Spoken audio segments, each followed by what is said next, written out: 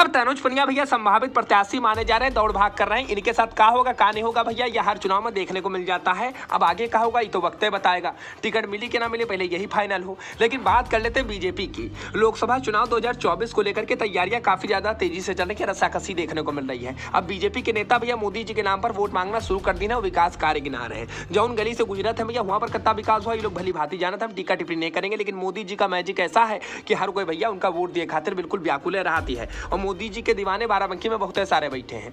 बाकी भैया टिकट का लेकर के जो बीजेपी में रस्साकसी देखने को मिल रही है वाकई में दिलचस्प वाली बात है। तुम खुद सोचो कि हर कोई भैया दावेदारी कर रहा। सांसद उपेंद्र रावत जी भी अपनी दावेदारी बिल्कुल पक्की है, मान रहे हैं कि भैया टिकट तो हमें मिलना चाहिए। और वहीं भैया दुई ठोरी पूर्व सांसद और विधायक यहो भैया लगे पर है कि कहूँ भैया दिल्ली से जुगाड़ लगा ली, टिकट एक बाजी हमका मिल जाए भैया देखो काम हो जाए। अब लखनऊ के निकट बाराबंकी का जिला पड़ जाता है, तो दिल्ली से लेकर के प्रदेश हर कोई भैया देखो इप्पा देखे रहते। बिल्कुल बीजेपी के बड़े बड़े नेता बहुत बाराबंकी की राजनीति की परिस्थितियों से परिचित हैं और ध्यान दिए रहते हैं कैसे का स्थिति चल रही है। वर्ष 2014 में बाहर से आई प्रियंका सिंह रावत 6 महीने के भीतर भैया टिकट इनका मिल जाता है और मोदी जी की आंधी में यह सांसद बन जाती हैं।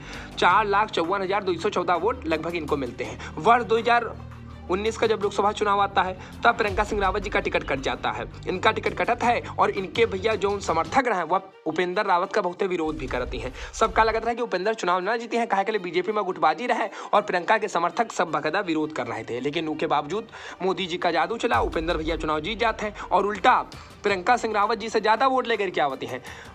5,15,917 वोट समथिंग पाते हैं। इधर भैया गठबंधन के तब प्रत्याशी रहा है बसपा गठबंधन का और बसपा सपा का गठबंधन था, राम सागर रावत जी तब प्रत्याशी ना, तो ये 4 लाख कुछ वोट पावती है भैया। बाकी प्रियंका सिंह रावत जी को चुनाव के बाद प्रदेश महामंत्री का पद दिया जाता है और बुंदेलखंड का प्रभारी बना दिया जाता है कि तुम बुंदेलखंड की प्रभारी बनो, वहीं बकायदा बैठो अपना देखो दाखो। अब भैया बाराबंकी जिले में अब की बार की का टिकट मिली है, तो यूँ समझो जरा तुम, कई लोग भैया दावेदारी कर रहे हैं उपेंद्र रावत का फिर टिकट मिल सका था, यहू लोग कह रहे हैं। और स्वर्गीय रामरेश रावत जी की भैया पत्नी और उनके पुत्र भी दावेदारी कर रहे हैं। एक विधायक है भैया बहुत दावेदारी कर रहे हैं और पूर्व सांसद रहे भैया, वो तो मंत्री भी रहे, आप लोग जाना तो बैजनाथ रावत जी, उन्होंने भैया सब कह रहे हैं कि इन्हों टिकट मिल। अब टिकट कीका मिली या तो बीजेपी ही जाने, क्योंकि बीजेपी कीका टिकट दी है ये भैया हम लोग कोई नहीं बता सकते हैं ना भैया भाजपा जिलाध्यक्ष बता सकते हैं। वह तो कहते हैं कि देखो भैया ऐसा है हम तो मोदी जी का चेहरा दिखा देंगे और कमल निशान दिखा देंगे, उन्हें के नाम पर वोट मांगना है। और वाकई में मोदी जी का ही जादू चलेगा, बाराबंकी में चाहे जी का टिकट मिले जादू तो मोदी जी का चलेगा। तो वर्तमान सांसद भी अपनी दावेदारी पक्की मान रहे हैं।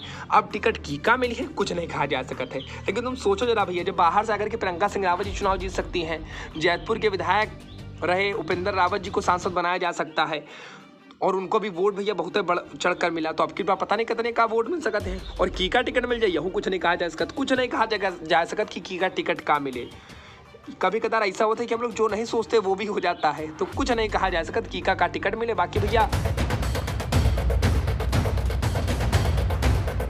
अब बात कर लेते हैं भैया दूसरे दलों की। तो दूसरे दलों में भैया बचा ही कौन है, कांग्रेस और सपा, इन दोनों ने गठबंधन कर लिया है। इनके भैया प्रत्याशी माने जा रहे हैं तनुज पुनिया। संभावित भैया उन्हीं का नाम आ रहा सामने कि देखो तनुज पुनिया को ही टिकट मिलना चाहिए। और तनुज पुनिया कई बाजी चुनाव हारीन है, लेकिन जनता के बीच में रहे भैया, सुख हो दुख हो भैया जनता के बीच में शुरू से बने रहे, तो ये बाकायदा भैया बखूबी जानते हैं और चुनाव हारे का एक्सपीरियंस भी इनको बहुत अच्छा, विपक्ष की भूमिका भी अच्छी निभा रहे हैं। बाकी भैया अगर इनका मौका जनता दे है तो ये बाकायदा अच्छे जनप्रतिनिधि भी साबित हो सकते हैं, क्योंकि पढ़े लिखे हैं, शिक्षित हैं और जनता की मूल समस्या जानते हैं, उसका समाधान करने का प्रयास भी करेंगे।